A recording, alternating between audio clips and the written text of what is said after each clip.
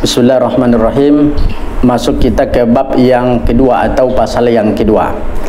Al-Fathlus Tsani, pasal yang kedua ya.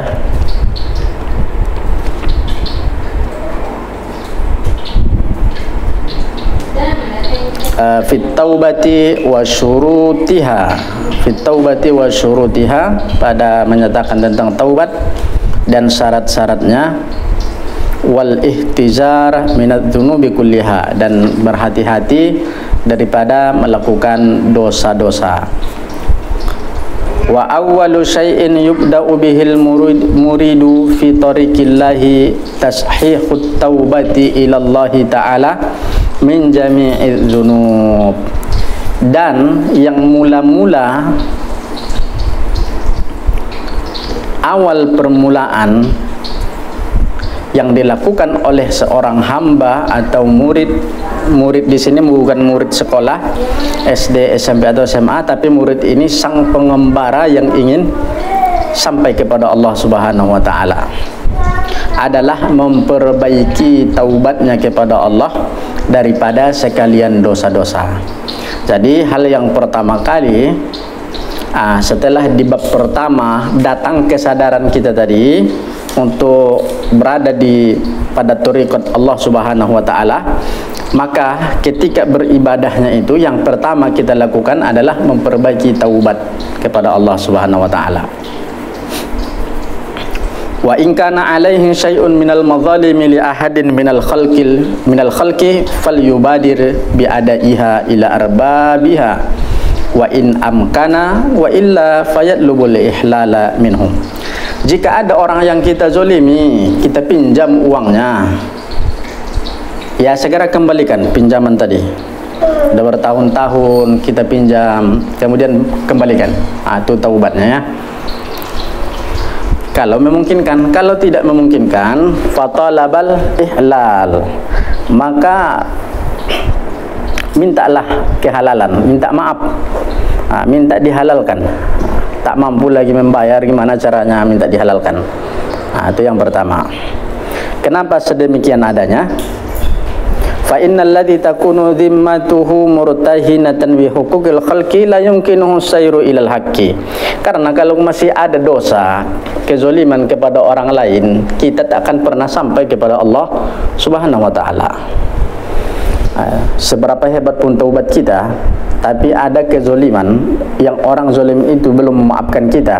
Seberapa hebat pun taubat kita kepada Allah, tapi masih ada hutang, dan hutang itu belum kita bayar dan belum dihalalkan pemilik yang meminjamkan tadi, tak akan sampai kita kepada Allah Subhanahu wa taala. Lalu kemudian apa syarat taubat? Wa syartu sihhati taubati sidqun nadami ala dzunubi ma'a sihhatil azmi ala tarkil audi ilaiha muddatal umur. Syarat sah taubat itu yang pertama adalah sidqun nadam.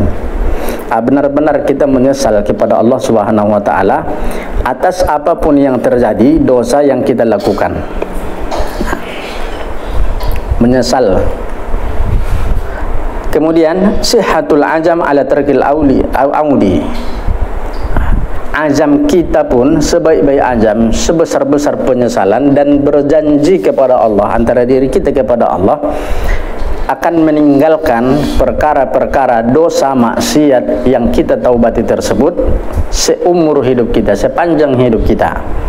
Itu yang dua tuh syaratnya. Yang pertama, benar azam kita kepada Allah, menyesali semua perbuatan kita, dan kemudian berjanji tidak akan mengulangi perbuatan tersebut sampai seumur hidup kita. Wa man taba an syai'in minadz dzunubi wa huwa musirrun alaihi aw azizun 'alal audi ilaihi fala taubata lahu. Siapa orang yang bertaubat akan tetapi masih tetap dia melakukan dosa tersebut, maka taubatnya sia-sia, tidak ada taubat baginya.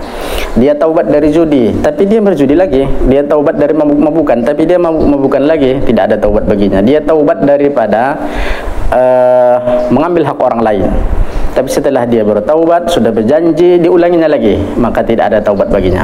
Tidak boleh kayak gitu, ditonton orang, tidak boleh ya. Semoga saja.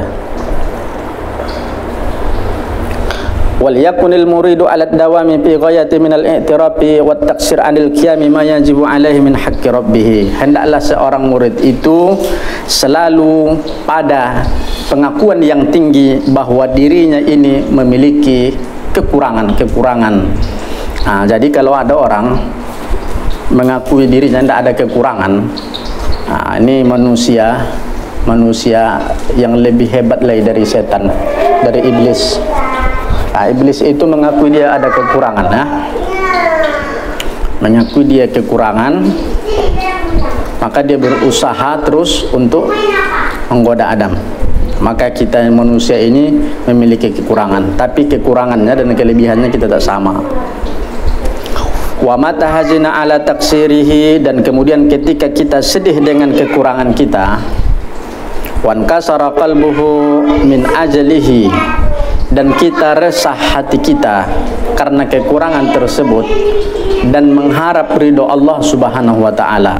Kita merasa kekurangan, ibadah kita kurang. Akibat kita merasa kurang ibadah, kita pun banyak beribadah, resah kita nikmat yang banyak yang sudah kita pakai sementara amalan kita masih sedikit. Oleh karena itu kita resah. Lalu kemudian kita beramal karena keresahan itu, karena Allah Subhanahu wa taala. Falyalam annallaha indahu, bahwasanya Allah Subhanahu wa taala di sisi kita. Id yaqulu subhanahu, ketika Allah Subhanahu wa taala berfirman dalam hadis qudsi, ana indal munkasarati qulubuhum min ajali, saya beserta hambaku yang hatinya resah di dalam hati mereka untuk menghadap keridhoanku. Sini. Sini, jangan ribut. Aupa, jangan ribut, nak, sini. Diamnya, kita ngaji kan? Ngaji itu tidak boleh ribut. Wa 'alal muridi ayyahtarija min asghari dzunubi fadlan an kabiriha ashaddu min ihtirajihi min tanamulis sammi al-qatil. Wajib bagi seorang murid itu menjaga dirinya daripada sekecil-kecil dosa sampai sebesar-besar dosa. Dan hendaklah dia takut melakukan dosa itu sama dengan takutnya dia minum racun. Kalau orang kan takut minum racun, berarti samalah dia takutnya melakukan dosa kecil pun sekali-kali sama dengan takutnya meminum racun, ya. Meminum racun itu kan akan merusak organ tubuh, kemudian kita meninggal. Nah, begitu juga dosa itu, maksiat itu akan merusak hati kita. Kemudian kalau sudah rusak hati, tentu semua tubuh kita ini akan rusak. Wa yakunu khawfuhu law irtakaba syai'an minha min a'zabi min khawfihi law akala summa. Maka memakan dosa itu, memakan racun itu lebih mudah bagi dia daripada melakukan dosa kecil. Sampai di situ nanti levelnya. Takutnya melakukan dosa lebih ditakutinya daripada memakan racun. Jadi kalau dipilihkan makan racun atau melakukan dosa, dia pilih makan racun daripada melakukan dosa. Kenapa? Wadzalika li'annal ma'asi ta'malu fil qulub amalas summi fil ajsam. Karena orang yang berbuat maksiat itu sama bekerja di dalam hatinya, sama dengan bekerjanya racun di dalam tubuh. Wal qalbu a'zu 'alal mu'minina min jismihi bal ra'su malil muridi hifzu qalbihi wa imaratuhu. Karena kalau hati itu sudah rusak, hancur segala-galanya. Sedangkan kalau kemudian badan yang rusak tapi ruh kita tidak rusak, itu masih mendingan. Wal jismu aradun lil afati wa amma qaribin yata'allafu bil maut. Ya, kalau kita makan racun, jasad kita aja yang hancur, kemudian kita pun meninggal. Termakan racun kita pun meninggal. Laisa fi hadabihi illa mufaraqatud dunya wan nakidatil an-nagisah. Maka kerugian hanya kerugian dunia saja. Kita meninggal, kita merugi di tengah dunia. Hanya itu saja. Makan racun, kemudian berpisah kita dari dunia, rugi dunia, dan kita meninggalkan dunia yang fana ini. Tapi kemudian wa ammal qalbu ittalifa faqad talifatil akhiratu fa innahu la yanju min sakhatillah wa yafuzu bi ridwanihi wa thawabihi illa man atallah biqalbin salim. Tapi kalau maksiat yang merusak hati, ya, kalau berbuat maksiat tadi, hatinya akan rusak. Dan kalau hati rusak, amalan rusak, semuanya akan rusak. Bukan dunia saja yang rusak, tapi akhirat juga rusak. Nah, karena tidak ada pun satu yang berhasil di sisi Allah Subhanahu wa taala yang tidak diridai oleh Allah Subhanahu wa taala. Karena kata Allah, illa man atallaha biqalbin salim, kecuali hati yang datang kepada Allah memiliki qalbun salim. Maka kesimpulan daripada pasal yang kedua ini, untuk datang kepada Allah perlu kita melaksanakan taubat yang betul-betul kepada Allah. Kemudian menjaga diri kita ini agar tidak maksiat. Kita lebih takut berbuat maksiat, dosa kecil, daripada memakan racun. Kalau kita makan racun, hanya memisahkan kita, atau yang dapat hanya kerugian dunia. Tapi kalau berbuat maksiat, dunia akhirat kita rugi dan rusak. Mudah-mudahan bisa kita pahami. Terima kasih. Assalamualaikum warahmatullahi wabarakatuh.